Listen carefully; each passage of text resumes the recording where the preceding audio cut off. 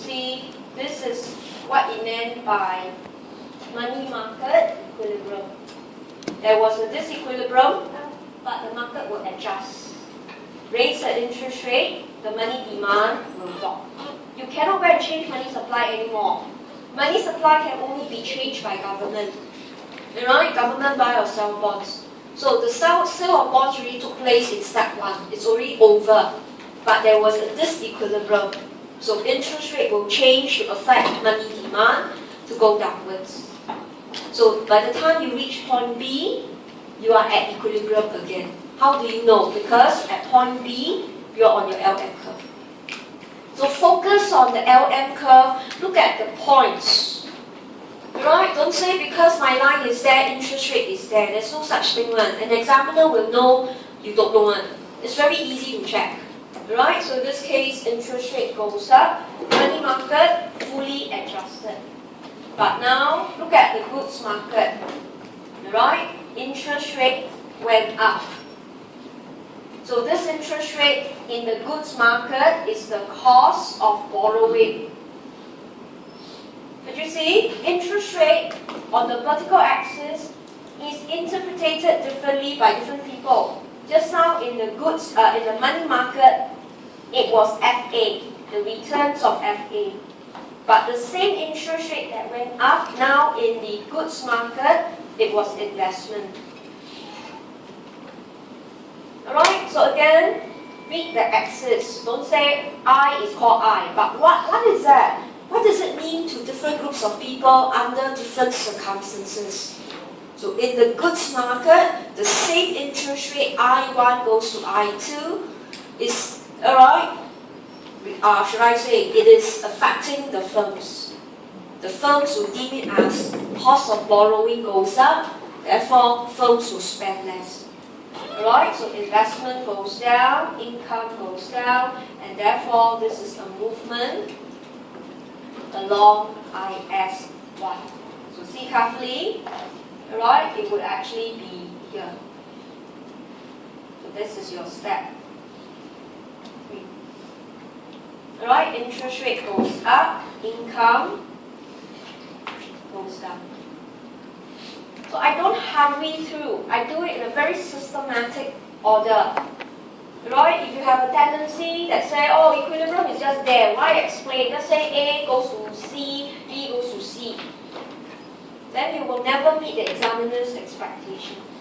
Okay? So the goods market is moving towards, okay, let's call this point E.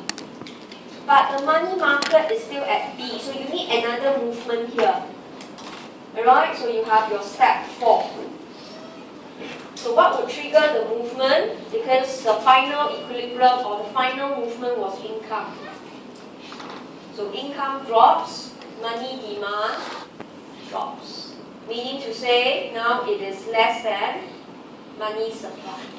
So always remember, money supply cannot change unless government do so.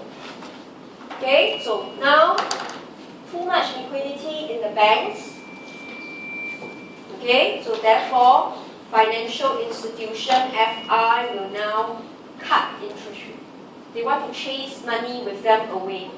So they will lower interest rates. Okay, so this case, this is your step 4.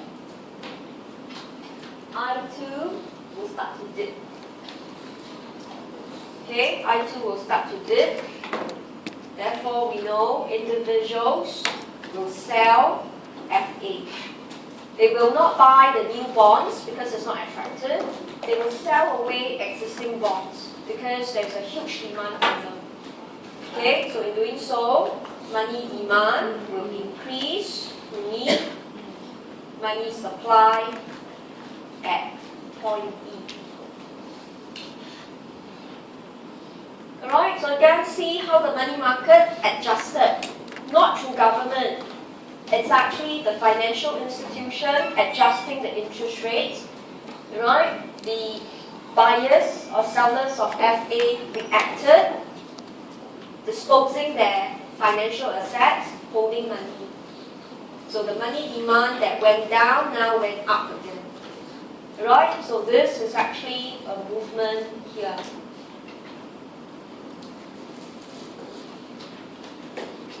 That's why if you draw really huge diagram, you're able to follow through your analysis. You will see that how you can reach equilibrium.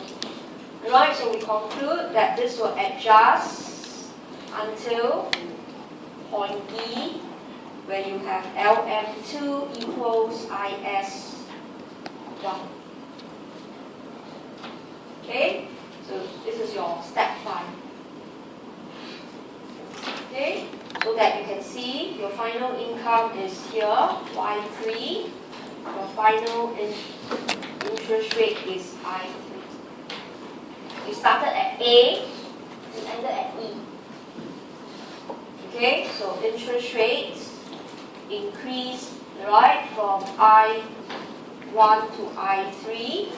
Income drop from Y1 to Y3. So this is the outcome, right? You always compare point A to E, don't compare point D. The economy started at A. I1, where am I? I1. Okay, I1, Y1. Ended at I3, Y3. So interest rate went up, income went down. Alright, okay, so you could see monetary policy, like I say, has to be a little bit more conscientious and cautious in the analysis. Keep looking at your LM. Keep asking yourself, what happens to money demand, money supply? What would financial institutions do? Not government. Alright, unless the question says government exercise monetary policy, and that was only in step 1. Other than that, government do nothing already. It is the market, means the banks themselves or the financial institutions that reacted to it. Okay, now doing this in exam would earn full marks. A good exam answer is one that you would change the slope. So since you shifted LM, okay, you would change the slope of IS. Okay, so in this case we continue. Now let's consider, alright, if firms are sensitive to change in I. Okay, so I want to talk about IS, slope of IS. I will particularly talk about B2. In this case, B2 goes up. Alright, so in this case you can see, if I look at slope of IS in general was 1 minus C1 minus B1 over B2. So I generally discuss B2. I don't discuss C1 and B1. I don't, because it's very tricky. Right? If C1 goes up, you have to make a lot of assumptions, the rest will change, and you must assume C1 must be larger than B1. Then the answer is effective. So it's very tricky. So the easiest factor to discuss is B2 because it appears on her own in the denominator. So it's easier, less complicated. So if B2 were to go up, the slope goes down, therefore IS is flatter. And it must be from the initial equilibrium point A. Alright, so examiner usually will tell you unless it's stated clearly. If not, you change the slope yourself. Okay, and last week I mentioned it's always easier to do flatter curve. Easier to draw, easier to analyze. Okay, so we go to our diagram. At point A. Okay. If you draw, just draw in the flatter curve. Don't care how many lines she cuts. Just make sure she cuts through point A. So in the exam, you can bring in a thicker pen. You can use colored, but try not to use yellow, green, or pink. Right? It's very faint. So usually you can bring in a thicker pen or bring in a marker. Right? If not, draw in black. Bring a highlighter, highlight over it. Alright, but remember, the moment you change the slope, you cannot change the diagram. If there's an error, you have to redraw. So don't make that kind of mistake. Okay, so we don't have to repeat step 1 to 5 1. Whenever you draw in a new slope, all you need to do is check where is equilibrium point. So in this case, equilibrium point is further down. Okay, which is here. Let's call this point F. So you can see income would be Y4, which is a bigger drop. Okay, interest rates I4, which is a smaller increase compared to I4. Alright, so if you couldn't mark out interest rate, it doesn't really matter because focus is on income. Alright, there's a bigger drop in income. So in this case, we have to reason out. We cannot just say the line is flatter, but we have to analyze. Okay, that is, given the same increase in interest rate to I2, because government exercise contractionary monetary policy. Alright, so you are actually repeating step 1 and 2. You say the LM shifts up, interest rate went to I2. So it's the same policy. But now firms are more sensitive to change in interest rate. Therefore, drop in I is larger.